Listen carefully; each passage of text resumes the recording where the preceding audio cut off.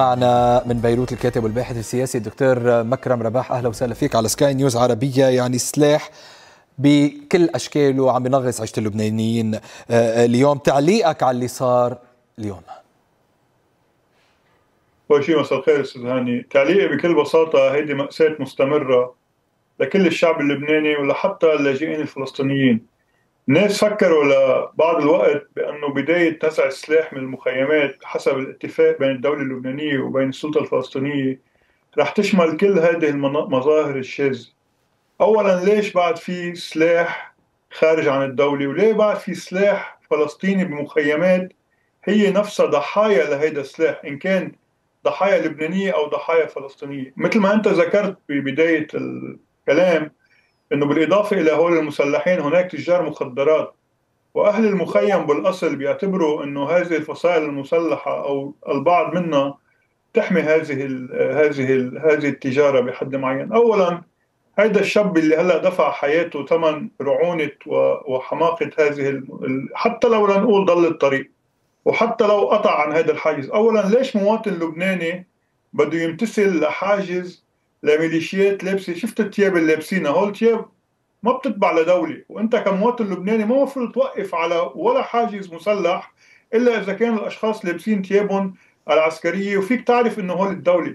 لكن المشكلة الكبيرة مش فقط بالجريمة، ما بعد الجريمة بنلاحظ انه الدولة اللبنانية تتصرف كما تصرفت عندما تم قتل الطيار الكابتن سامر حنا، عندما قام حزب الله بقتل هذا الطيار في جنوب لبنان. المشكلة ليس فقط بالجريمة ولكن ما بعد الجريمة لربما هي المأساة الكبرى أستاذ هاني. طب دكتور مكرم، يعني برأيك هيدي حتكون ربما فرصة لوضع هذا الموضوع من جديد على الطاولة؟ رئيس الجمهورية يلتفت لهذا الموضوع يلي يبدو أنه حيسبب مشكلة لو ما لقينا له حل لهالمشكلة. بكل بساطة رئيس الجمهورية مسؤول أمام الشعب اللبناني وأمام العالم أنه يعالج موضوع السلاح، ولكن لا يمكن تجزئة السيادة ولا يمكن تجزئة السلاح. ما فينا نقول عن السلاح الفلسطيني غير شرعي ونجرب بطريقة من تحت الطاولة نعطي حماية لهذا السلاح الإيراني المتمثل بسلاح حزب الله اللي بيدعي المقاومة. بآخر المطاف كل العالم عم بجرب تساعدك. عبر التاريخ مثل ما بتعرف الدولة اللبنانية تنازلت أكثر من مرة عن موضوع سيادتها، إن كان باتفاق القاهرة أو عبر إعطاء حزب الله الغطاء المقاوم لا يستعمل سلاحه بالداخل. اللي عم نشوفه كنا بهالمخيمات واللي شفناه إنه في عدة أطراف لبنانية تستعمل المخيمات والسلاح الفلسطيني كذريعة. إن كان السلاح التابع لحزب الله بشكل نوع من إحراج مذهبي بحسب منطق رئيس الجمهورية ويقول هيدا حرب أهلية، ما لازم الدولة اللبنانية تترك هيدا السلاح الفلسطيني بالمخيمات، لأنه عبر الأيام الماضية لاحظت أستاذ هاني كيف ردة الفعل العنصرية لبعض اللبنانيين. يعني نحن مش بس عم نقتل الفلسطينية واللبنانية، كمان عم نعرض السلم الأهلي لنوع من الاحتقان وهذا اللي كان المذهبي بدي اسالك عنه والعنصري. دكتور مكرم بالذات. يعني دائما انا لما بحكي بهيك مواضيع بحكي بالسياسه، ربما بحكي بشو لازم يصير على الارض، ولكن دائما في تداعيات لها علاقه بالمجتمع المحيط باي عمليه بتصير من هذا النوع. هلا عم نحكي عن لبنان ما بين الفلسطينيين واللبنانيين. برايك هل لازم يصعد هذا الموضوع؟ بالتالي ممكن يسبب مشكله على الصعيد الاجتماعي اللي هي اصلا هشه بمكان ما، او لازم لفلفه الموضوع بسرعه، التحقيق لازم يطلع ولازم يتم في قصاص معين تنخفف هالاحتقان ربما اللي عمله او اللي عملته هذه الجريمه؟ أولا، مقاربة هذه الجريمة لازم تكون مثل أي جريمة، ما عندها أي نوع من قدسية معينة. وهذا الكلام ما لازم تسمح الدولة اللبنانية لأي شخص بيدعي بأنه يمثل الأمن الفلسطيني بلبنان يحكي. عادة إذا بدهم يحكوا فيهم يحكوا السفارة الفلسطينية وهي موجودة، وهيدي العرف الدبلوماسية بتنعمل. ثانيا والأهم، اللي شفته هو جريمة عادية، يعني جريمة بحق مواطن لبناني. يجب على القضاء اللبناني والأجهزة الأمنية اللبنانية تكون شفافة. ما بدنا نذكر المشاهدين استاذ هاني انه نحن عندنا مرفأ بيروت انفجر وقتل اكثر من 300 شخص ودمر مدينة بيروت، وحتى الان مثل ما بتعرف ما في ولا واحد معتقل بالحبس. هيدي هي الجريمة المستمرة، ان كان بحق هذا المعطر اليو ابو حنا وعائلته اللي شفنا بيه امبارح بوعوه 4 الصبح بيقولوا له انه ابنه مات بشتيلة، او الاشخاص اللي بعدهم لهلا عم ينطروا العدالة تتحقق بأي جريمة من الجرائم السياسية اللي نحن بنعرف مين عملها، أو الجرائم العادية اللي هي مستمرة بشكل دائم بكل الأراضي اللبنانية، ومن ضمنها المخيمات الفلسطينية الخارجة عن سيادة الدولة. طب دكتور مكرم، يعني انت ذكرت عائله اليو، كان في تصاريح امبارح عم تطلع، وفي لفتني واحد من المواقف يلي قالها والده بمكان ما. اول شيء، هل نحن ممنوع كلبنانيين نفوت على مخيم شاتيلا؟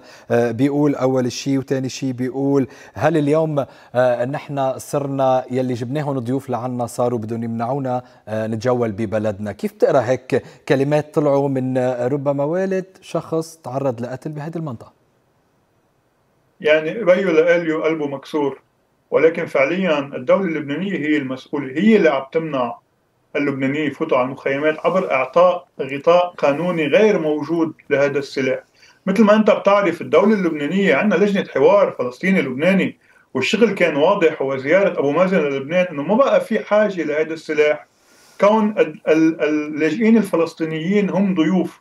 منشان هيك نحن ما بدنا نحط الفلسطينيين المعطرين بوجه اللبنانيين المعطرين. أنا بطلب بآخر المطاف المسؤولية الأولى والأخيرة هي للطبقة السياسية اللي بتدعي إنه هي زعمة وبتمثلنا. منشان هيك لا مجال إلا لنحكي بموضوع أساسي.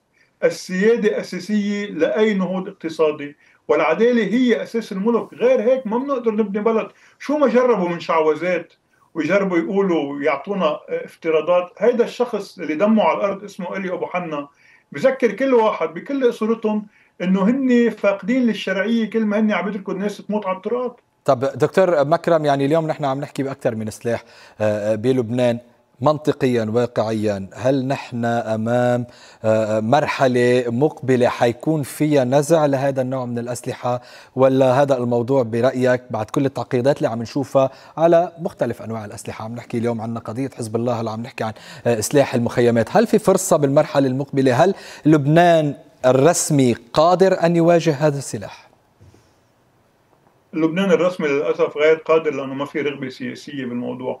مثل ما بتعرف بهذه اللحظات عندك مورغان اورتيغاس المبعوث الامريكيه، وعندك مدير المخابرات المصريه بلبنان عم بيذكروا الطبقه السياسيه اللبنانيه انه كل العالم بدها تساعدكم، ولكن كما يقال بيقول له اسعى يا عبدي لا اسعى معك. يعني اذا كانوا الدوله اللبنانيه ما بدها تاخذ خطوات صحيحه وما بدك تحكي بسلاح الحسي استاذ هاني، في عدة قصص الدولة لازم تعملها، من استدلال القضاء لا بناء المؤسسات الأمنية والقضائية كرمال نمنع هذا الموضوع. الجريمة هو للأسف شيء طبيعي بالعالم، ولكن طريقة تصرف الدول مع هذا الموضوع بتحدد إن كانت الدولة موجودة أو لا. وبهذا الاختبار كما عم نلاقي على شاشاتنا إنه عم تسقط الدولة بشكل مستمر، إن كان مع إليو أبو حنا أو مع لقمان سليم أو مع اغتيال الرئيس الشهيد رفيق الحريري. كل هذه الجرائم بطريقه من الطرق عم نفتش لها على مبررات كرمال ما يصير في نوع من حق وعداله. نعم، الدكتور مكرم رباح، الكاتب والباحث السياسي، كنت معنا ضيف كريم من بيروت. شكرا لك.